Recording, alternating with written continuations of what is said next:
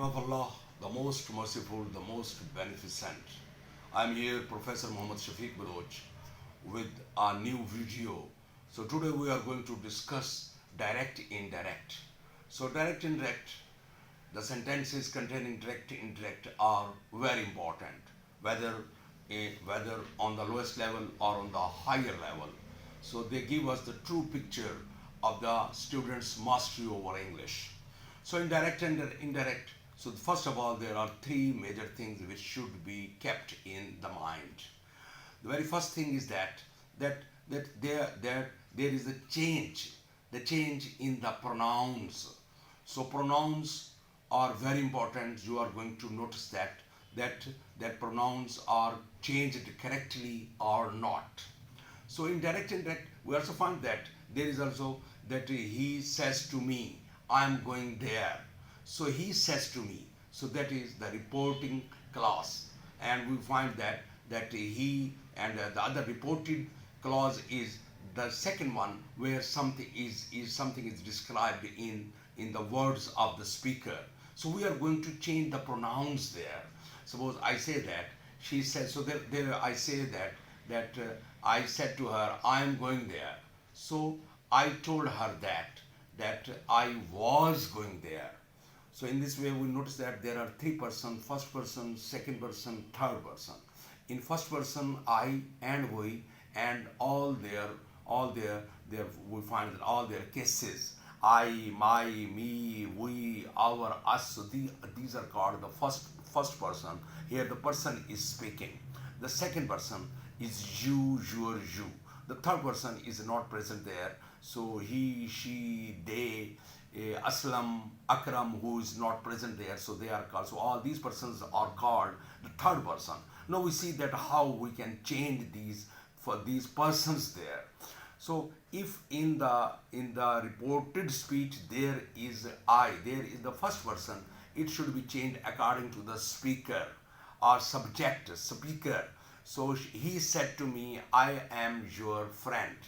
He told me that he was my friend. So I will be changed with he. Why? Because it is he who is saying that I'm not saying, but he is saying. So I first person will be changed according to the speaker, and the second person, you, your, you is in the reported speech. It will be changed according to the listener. So he said to her, I am your fan. He told her that he was her fan. So your fan will be changed according to her, according to the listener. Now we come to the third person. So third person, he, she, they, their, them, his, her. So they will not be changed. Suppose I say that I said to him, he was not present there. I told him that he was not present there, or he had not been present there. So the very first change is the change of pronouns. The second change is the change in the tenses. So be careful that here we move from one step to second step or to the third step. So if there is present indefinite tense, or that I go there, so we find that I go there, it will be changed into I went there. And if went there is there, it will be changed into I had gone there. So present tense will be changed. All the present tenses will be changed into past tenses, and past tenses will be changed into past perfect tenses. So there is also, we notice that is MR will be changed into was, were, can into could, will into would, shall into would. So there is also a mistake that the people often change shall into should. No, shall and will be changed into would, not should. And may, might, has, have, had. So, and then we also notice that all these changes are made in the tenses. Now we come to the third change, that is the change in the words. Suppose it is written that I am going there today. So I was going there that day. Today will be changed, turned into that day. This into that. Today that. Yesterday, previous day. Tomorrow, the following day. So we notice that these are the change here into there. So these are it is the list of the words that the words are changed. So these were the three changes: change in the pronouns, change in the tenses, and change in the words. Now we come to the next level. So that these are the types of various types of direct indirect. So first type is the assertive sentences. Second type is interrogative sentences. Third type is imperative sentences. Fourth is exclamatory sentences. Then optative sentences. Then the use of let. Now we come to the very first type, the assertive sentences. In assertive sentences, we are going to inform someone about something. So there may be positive sentence, simple statement, or negative statement, but it should not be interrogative sentence. So for example, I say that my teacher said to me that all the students will be present there. So my teacher told me that all the students would be present there. So here we find that said to, and there is also confusion that when are we going to change said to, whether into told or said there. So if there is a listener, then said to should be changed into told, and if there is no listener, then said should remain the same. Suppose I say that I said he was a naughty boy. I said that he had been a naughty boy. So second is that I said to her that you are my fan. I told her that she was my fan. So when there is a listener, said to should be converted into told. When there is no listener, then said should remain the same. And then we also notice that. We use that, and we omit commas there, inverted commas there. And here we have to find that in assertive sentences, when there is some truth, some universal truth, that should not be changed at all. Suppose my teacher said the earth revolves around the sun.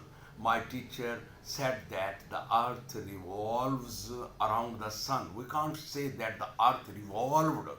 And so in the universal truth, pride, we find that God is one, honesty is the best policy, union is strength, and all these universal truths are, so they should not be changed in the assertive sentences. Now we move to the second type, that is the interrogative sentences, where some question is asked. So there are two types of interrogative sentences. One starting with the helping verb, the other starting with the WH family words. Suppose I say that I said to her, are you going there? So I asked her if she was going there. So here we notice that the very first change is that, and you will be on the right path if you know that where said should be changed. Here at the end we find that there is a question mark. When there is some question mark, it means that you are going to ask some question. So I asked her where she was going. So we notice that said to should be changed into asked. And if the sentence begins with some helping verb are is, am, are, was, were, can, could, shall, should, may, might. They are also called modal verb or auxiliary words. So verbs, we are not going to go into that detail. We just find that if the sentence, if the question starts with some helping verb, we are going to write if or whether. W-H-E-T-H-E-R, whether, or you can write just if instead of that. So that will not be used there. So we notice that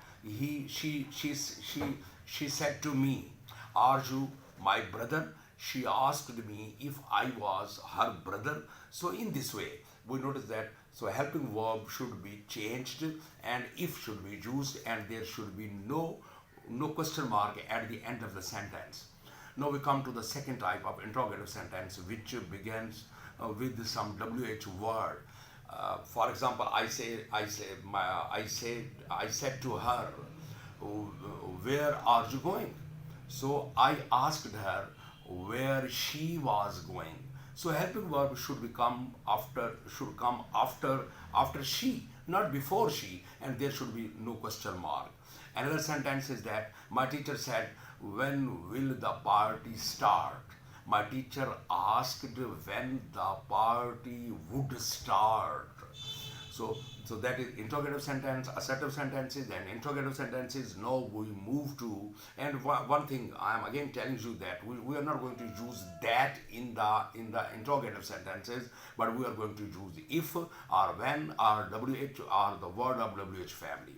Now we come to the third type. So that is imperative sentences. In imperative sentences, we are going to say something to a person in a direct way. Suppose, catch the ball, come here, work hard, polish my shoes, don't do this, never do this. So there are some important things. One is that that somebody gives you advice. My mother said to me work hard. My mother advised me to work hard. So here we also don't use that, but we use just to make that direct sentence into indirect sentence, to change the direct sentence into indirect sentence. Second one is order, that the officer said to the peon, come here. The officer ordered the peon to go there. And the other thing is that when there is a come should be turned into, come should be changed into go, not into come. So that is only one verb where we find that it is changed with another verb, but it doesn't happen. It generally doesn't happen in the sentences. And the second thing, and the next thing is that you are going to give some we find that order is there, advice is there, and then there is also request that she said to me, please help the old woman. She requested me to help the old woman. So here advice, order, request. Now we move to the fourth level. So that is we forbid someone to do something. Suppose I say that I said to her, never do this over and again. I forbid her. No, I forbid her to do it over and again. When forbid is written there or forbade is written there is no use of writing not there. And you can't say that I forbade her not to do that again. No, I forbade her to do that again. So when you forbid someone, so you can start with do not or never. Never go there. I forbade her to go there. No, we find that. But there is a request, there is an order, there is advice, and you are forbidding something. But sometimes there is also confusion there. That what you are going to do when there is no such clue there. Suppose she said to me, come here. So there is no request, there may be request, there may be order, or there may be advice. But it is not clear with the relationship. So we can use told. She told me, she said to me,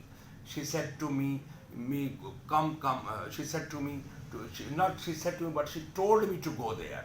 So here we are going to use told, not asked, not request. When you are not sure whether it's an advice or you are forbidding someone or it is request, you can use told.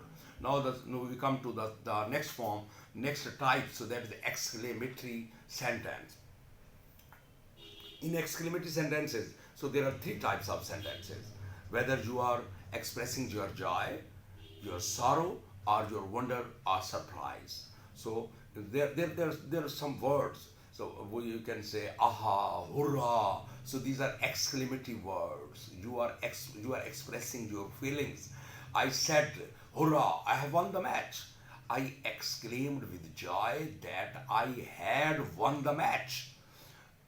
So hurrah, hurrah, aha will be deleted, and we are also going to use that, and we change said into exclaimed.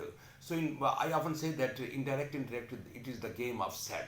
If you are fully aware that whether said should be changed into advise or ordered or exclaimed or told or forbade, so then everything will be clear to you. So be familiar with the game of said. The very first thing is that you are going to change said into another verb. So when there is some sorrow, she said to me, oh, my brother has died. She exclaimed with sorrow to me that her brother had died. So that is grief. Now we come to surprise. I said, wow, the journey was very interesting. I exclaimed with surprise that the journey was very exciting. So we are going to use very also. Very is not present there, but which we are going to use very, and there should be no exclamatory mark. So in the sentence where is some surprise, you are going to use what or how. She said to me how entertaining the feast is. She exclaimed with surprise to me that the feast was very entertaining. So notice that in exclamatory sentences again there are three types. One is expression of joy, then sorrow, then wonder or surprise. Now we come to the next type, optative sentences. In optative sentences, we pray for someone, or we curse someone, or we wish for something. For example, I say that she said to me, "May you live long." She prayed for me that I might live long. Not may. May should be turned into might. That I might live long, and there should be no exclamatory mark. And